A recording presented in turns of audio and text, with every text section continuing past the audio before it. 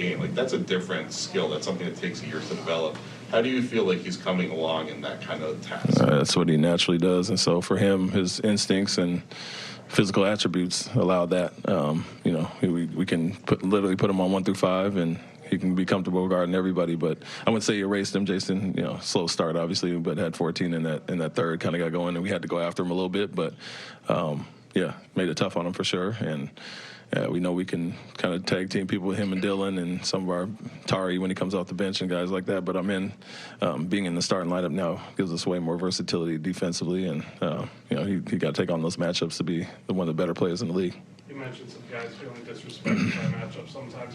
Do you feel like on a nightly basis you guys are surprising other teams with how good you are? I wouldn't say so anymore. I mean, we're over halfway through now, and our record is what it is, and so it's not just a fluke or anything. And people watch film and they see the physicality and the way we play. It's a little different from the rest of the league, and so maybe that catch people off guard, initially. But I wouldn't say we're sneaking up on anybody anymore, at this point in the season.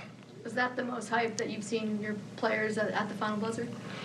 Yeah, probably because obviously it's a game-winning shot or close to it, and so obviously big for our men. But the way we battled back, we had a chance to fold. Going down 12 early when they went to zone and kind of raced that pretty quickly and got back in it. So more so than anything, I think just the fact that we battled back and playing against some of the top teams, it gives us obviously some confidence. But to see a last shot go in like that is big for our men, and obviously the team celebrated that. Coach, there are a few teams that will put their bigs on the men.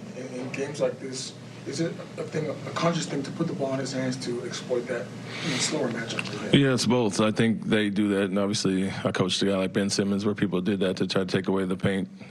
But he's so fast and explosive, we can put him in actions to still get him downhill, or he's pretty much understood and learned how to set screens and mix it up last year off the ball. And so the fact that he played the 4 last year, starting for us those last 18 games, and him learning to do some different things and not just handle the ball gives us an advantage as well. So he can be a screen setter and be in the pocket and doing his damage there.